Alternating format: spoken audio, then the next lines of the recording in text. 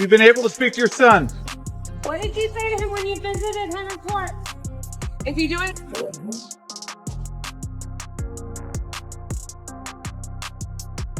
How are you feeling today?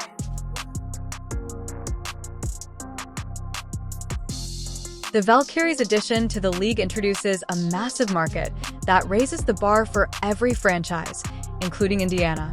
As the Fever build on their growing... Combs back inside a federal courtroom here in New York. All right, a trial date's now been set for May 5th of next year. Lisa Evers live in Lower Manhattan with the very latest today. Lisa.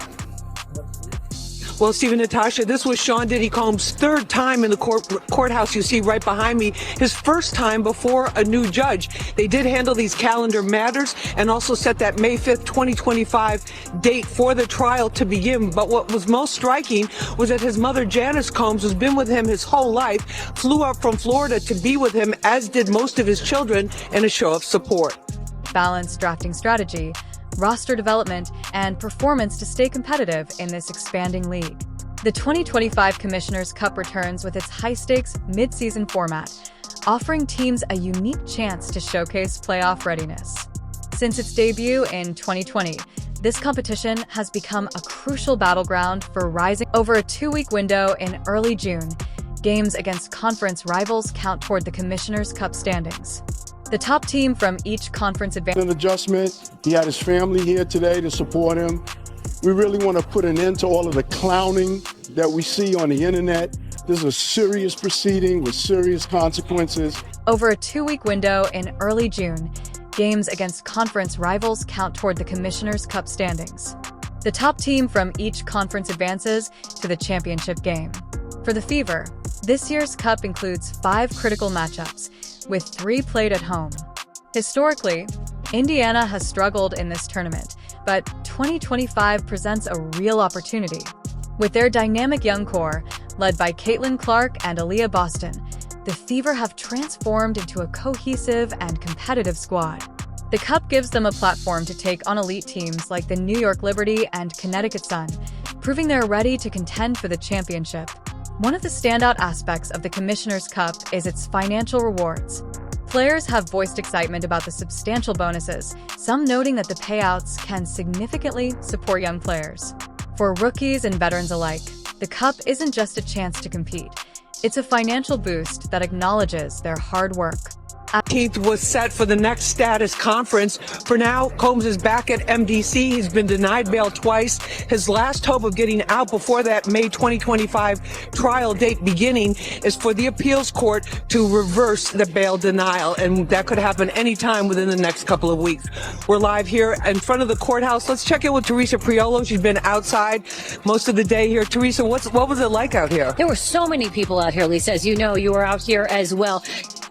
P. Diddy is an international superstar, and so you have to imagine that this is a case that is bringing people from all over the world. We've seen local media here, national media, and yes, international media too, with also a huge showing among entertainment journalists. But we also saw today a lot of citizen journalists that were out here as well. People who grew up on Diddy's music, whose albums were the soundtrack of their lives, and they told me that they feel like they needed to come down here and to just catch a glimpse of it all. Of course, we know that Diddy remains behind bars at MDC, but that's not stopping the crowds or the interest in this case. I'm studying forensic sciences, my big thing is women and children, to protect women and children. So when I heard all of this going down, it was, just the hair on my back just went up. If he's doing things like this, he needs to be in jail. There's nothing. Diddy needs to go to jail if this is what he's about. So you might be wondering how the crowds that we saw out here today compared to other high-profile trials like Ghislaine Maxwell, maybe Harvey Weinstein, even Donald Trump. I can tell you, at least from what I saw out here today, this is nothing like what we saw with Donald Trump. But Lisa, I would imagine that as this trial gets closer to its date of May 5th, that we might be seeing some of the crowds like we saw with Ghislaine Maxwell, people lining up really early in the morning, getting their tickets, trying to get inside. No, Teresa, definitely. This is very early in the whole process. I mean, they just set the trial date today of May 25th, and I think it's going to draw more and more people as we go forward. In fact, the next court date here is December 18th. That will be for the next status conference. But there's a lot of other issues that they have to consider as well in terms of the evidence. The judge gave them until December 31st to deal with all the discovery of the evidence. That means both sides have to have the access to all of the evidence that they have, which is many dozens of terabytes from more than 90 telephones and electronic devices they confiscated during those raids. And then the other thing that was significant about today too, Teresa, was that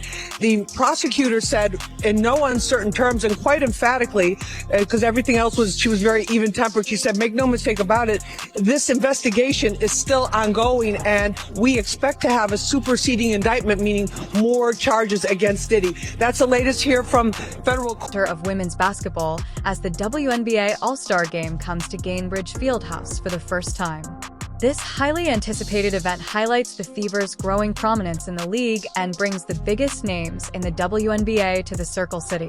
Beyond the main event, the weekend will include community programs, youth basketball clinics, and opportunities to grow the game at all levels. It's a chance for Indiana to not only showcase its rich basketball culture, but also cement its role in shaping the future of the WNBA. With a mix of new league dynamics, mid-season challenges, and a spotlight on their home turf, the Fever have every opportunity to turn this year into a defining season.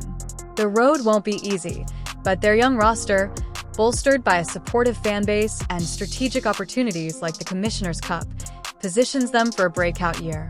The big question, can they rise to the occasion and carry their momentum into championship contention? All eyes will be on Indiana to see if they can turn their potential into success and elevate the Fever to new heights. The Indiana Fever are gearing up for an unforgettable season that will further establish Indianapolis as a basketball powerhouse. Fans from across the nation will gather in the Circle City to witness the brightest stars of the WNBA showcase their skills, culminating in the 2025 WNBA All-Star Weekend, a celebration of both talent and transformation. The action kicks off on July 18th with a highly anticipated three-point contest and skills competition, leading up to the main event on July 9th. These legal troubles continue to mount. His mother is coming to his defense in what she calls the public lynching of her son. Janice Smalls Combs released a statement on Sunday through her attorney saying, quote, she's devastated and profoundly saddened by the allegations, but believes that her son deserves a chance to prove his innocence. The statement reads in part, quote, it is heartbreaking to see my son judged not for the truth, but for a narrative created out of lies, to bear witness what seems like a public lynching of my son before he's had the opportunity to prove his innocence is a pain too unbearable to put into words. His mother's statement goes on to say, quote, this injustice has been unbearable for our family. The worst part of this ordeal is watching my beloved son be stripped of his dignity, not for what he did, but for what people chose to believe about him. So now let's talk about whether Diddy's mom could be a factor that affects the outcome of his trial. Let's bring in our power panel. It is Ladies Morning today. Talk about beauty and brains on the program. Here we have it. Still with us, former homicide prosecutor Melba Pearson, domestic violence expert, former law enforcement officer Claudia King, and entertainment commentator Holland Reed. Okay, let's begin just talking about Mom. I think we all feel for his mom, right? Mom has nothing to do with any of these allegations. And reading these statements, you feel for her, don't you, right? And could she affect this case or what people think about the case? Holland Reed, I'd love to start with you, please, on the sentiment that the entertainment industry is feeling after hearing Mom speaking out. I'm a mother. I have a 23-year-old grown man at home, and I love him dearly, and I would protect him at all costs. Unfortunately, this statement reads like a book of excuses for her son. She should have, I think, left this to the defense. This is so much bigger than the instinctive, intuitive nature of protecting your child. It's so much bigger than that. And her statement, it seems to be corroborating. The Fever's own Caitlin Clark headlines the all-star roster, dazzling fans with her incredible shooting range and playmaking. As the league leader in fan votes and a standout Pathological liar and has been. Yes, we all make mistakes. Yes, we want to protect our children when they don't do the right thing or go down the wrong path. But I would also say, hey, mom, maybe watch the video, look at the allegations and really read them through. This is not just a mom trying to protect her son. She's trying to honestly paint a new narrative, which I don't think is going to help him in the end. Holland, appreciate that. Claudia King, let me go to you next, please. What do you think about mom? Is mom at all valuable to investigators here as any kind of witness? Do you think there's any need to talk to her? Curious your thoughts on that. I think they'll probably talk to her, but I honestly don't think there's going to be a lot of value in that for the reasons that Holland just pointed out. You know, she's very clearly on the side of her son, which we cannot blame her for that. She's a mom. She's going to protect her child, but she's clearly swayed in her beliefs towards him. So they might talk to her just to check it off, you know, the list, but I don't think it will provide any evidentiary value for them. Claudia, appreciate that. Melba, legally, is there anything you can see as we look ahead to the trial that mom could perhaps become a part of here? Well, certainly I expect that she will be present in trial each and every single day, sitting in the front row, likely with Diddy's kids and any other family members, just to, again, show that solidarity. And assists, Clark embodies the excitement surrounding Indiana's resurgence. Alongside Clark, Aaliyah Boston and Kelsey Mitchell are also expected to represent the Fever, marking a momentous occasion for the franchise. Could see her giving maybe interviews trying to sway public opinion, but at the end of the day, I concur with what my two co-guests have said. You know, at the end of the day, look at the Cassie video. And if you weren't ashamed of your son after he beat a skinny, defenseless woman within an inch of his life, then she's living in willful ignorance. And, you know, she's not doing anything to help her son's case. Like Holland said, let the defense talk and stay out of it, because he's dead wrong and he's not getting out from under this. That's a really great point, Mel, but the Cassie video, that was not addressed. You know, it was more about the public sentiment. She's convinced people are convicting her son before even hearing the evidence in the case. I really appreciate that comment you just made about that video. There was nothing in regards to that from what we've seen. As for what's ahead for Diddy, let's shift gears to that, because tomorrow he's going to be back in court, and there are new reports that there's a brand new judge who's going to be overseeing his case. It's a testament to the Fever's evolution into one of the WNBA's most thrilling teams. Indianapolis has proven its ability to host marquee basketball events. Following the success of the NBA All-Star Weekend in 2024, the city has earned a reputation for delivering top-tier fan experiences. And tomorrow, let's talk a little bit about what we can expect. We don't have a trial date yet. What can we expect when he comes to court? Do you think we will see a request for a bond reduction or modification? Melba Pearson, let me go to you first on this, please. Legally, what do you think we're going to see? Absolutely. I think the defense is going to try again to either reduce his bail or get some other conditions of release, maybe home confinement or something along those lines. I don't anticipate that it will be successful, again, based on the same arguments around intimidation, around safety to the community, around potentially being a flight risk but at the end of the day, he is well known and is very visible. So unless he gets plastic surgery, it's going to be kind of hard for him to disappear. But at the end of the day, the safety to the community as well as the intimidation aspect, I think, is going to, reign. Seamless organization. The WNBA All-Star Weekend promises to build on that momentum, highlighting Indiana's deep basketball roots. Beyond the court, the event will feature youth clinics, community outreach programs, and initiatives to grow the sport at the grassroots level. For the Fever and Indianapolis, this isn't just another game. It's a chance to— I believe there's probably going to be some scheduling discussions in terms of, depositions or, any outstanding discovery matters, anything along those lines, and maybe just kind of setting forth when a potential trial date might be, when a reasonable time to set a trial date might be. That's a really good point, Melba. Thank you for that. Holland, let me go to you, please, on outside of the courthouse tomorrow, because we know optics are everything, especially in a high-profile case like this. The last appearance, we saw his children. What do we expect in terms of media interest, support for him, or, support, for victims and people who might just be there because they want to see justice for everybody affected by these allegations? I think it's going back to the same, statement about the mother. It's very quiet in Hollywood. It's very quiet in entertainment, the music industry across the board, because nobody wants to touch this. As far as those that have their own, entities to protect. What you're going to see, though, is the continued interest in who else is going to be exposed. You have mom coming out, of course, protecting him and making a statement, but who else do you really have protecting him or standing up for him? Not many people. So I think what you're going to see is maybe his closest family trying to spin the narrative, but you're going to have the same kind of deafening silence that we've been seeing, because everyone is, again, like I said before, getting their ducks in a row. They're lawyering up because they're going to start exposing so much more that has been going on for decades. And I think that's what we're gearing up for, is a show much like an O.J. Simpson or the Menendez brothers. It's going to be the TV-worthy court TV that we expect to see with someone of his stature. Oh, and I think you're exactly right. Thank you for that. And speaking of the magnitude of this, perfect question to send to you, Claudia King. When we think about this not being over, we don't know what investigators are doing right now. Tell us, what do you think they're doing at this juncture?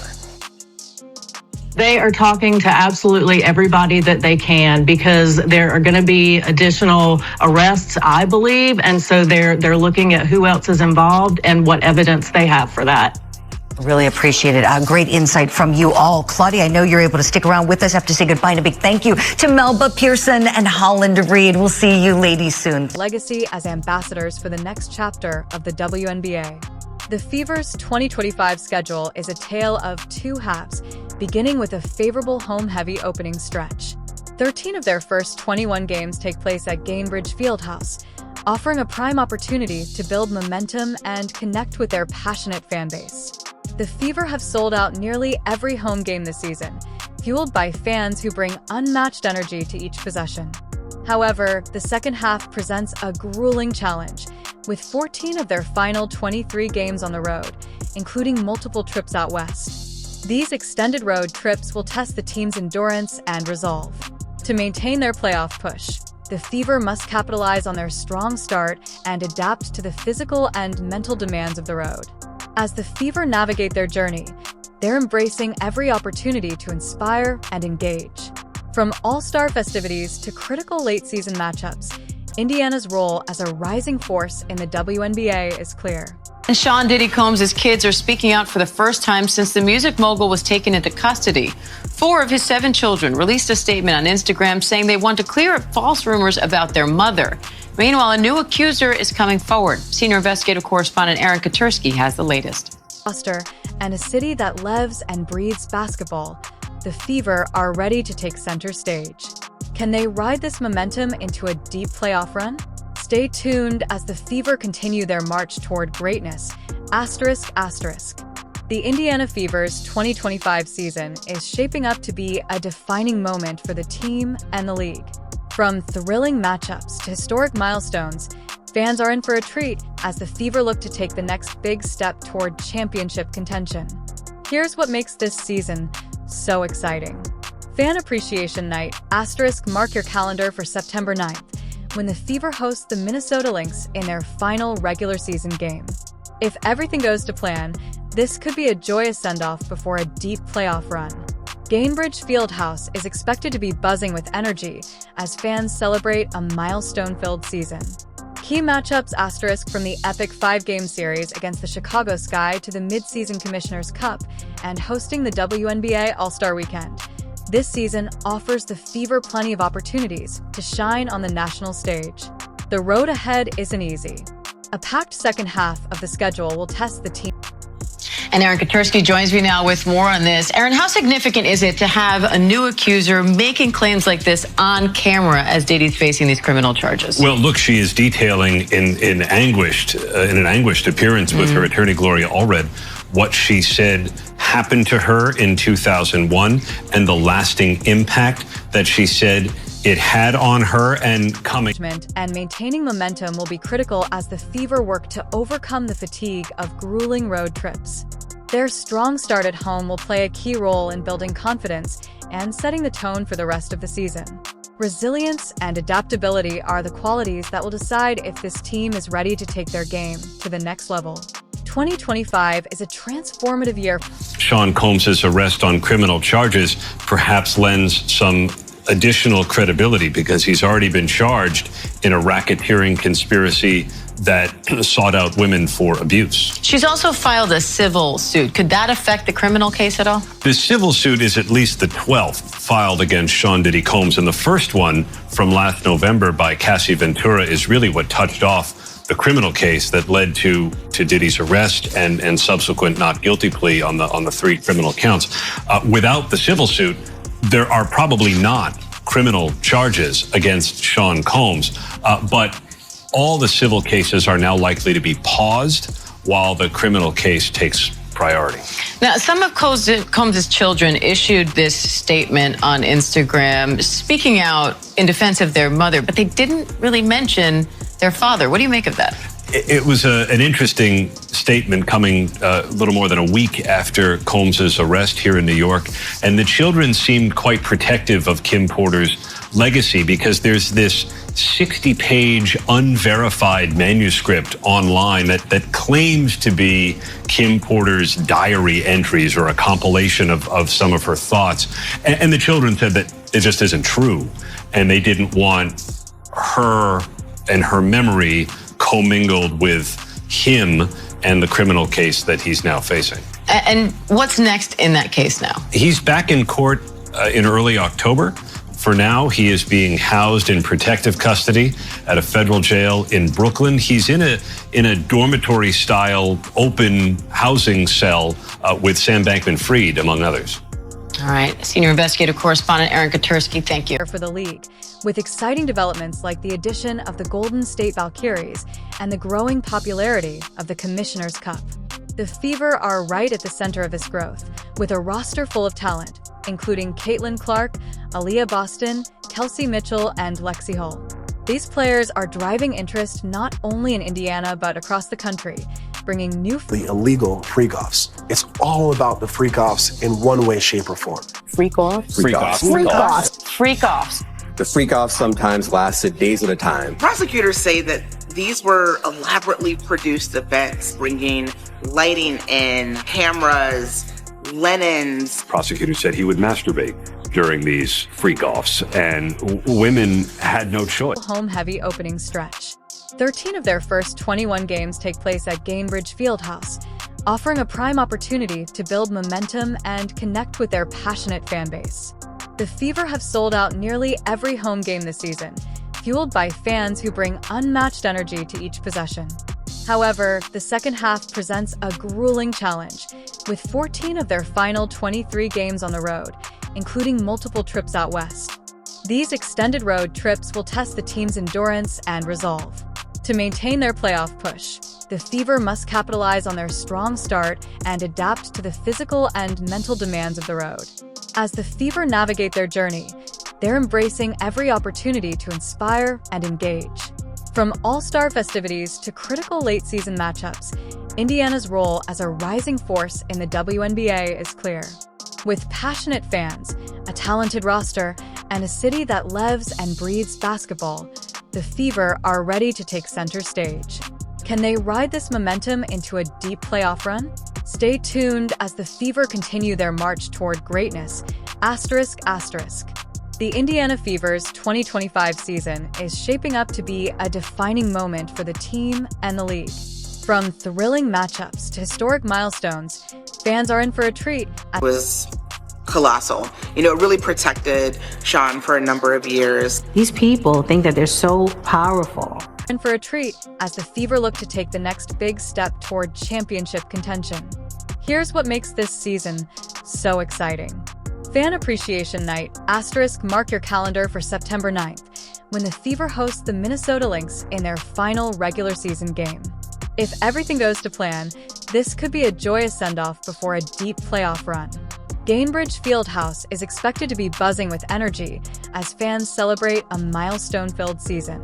Key matchups from the epic 5-game series against the Chicago Sky to the mid-season Commissioner's Cup and hosting the WNBA All-Star Weekend. This season offers the Fever plenty of opportunities to shine on the national stage. The road ahead isn't easy. A packed second half of the schedule will test the team's stamina and chemistry. Strategic roster management and maintaining momentum will be critical as the Fever work to overcome the fatigue of grueling road trips. Their strong start at home will play a key role in building confidence and setting the tone for the rest of the season. Resilience and adaptability are the qualities that will decide if this team is ready to take their game to the next level. 2025 is a transformative year for the league, with exciting developments like the addition of the Golden State Valkyries and the growing popularity of the Commissioner's Cup.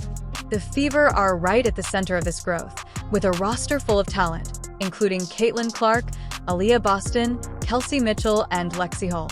These players are driving interest not only in Indiana but across the country, bringing new fans to the WNBA. This season isn't just about wins and losses. It's about redefining what the Fever stand for. With a supportive fan base, a promising roster, and the league on an upward trajectory, Indiana has her how to touch the sex worker, how to pour oil over her body, and he would watch these things happen while he was masturbating. Cassie Petruna's lawsuit gave the blueprint for the Southern District of New York to investigate Sean Combs, and the lawsuits that followed gave the brick and mortar to build the case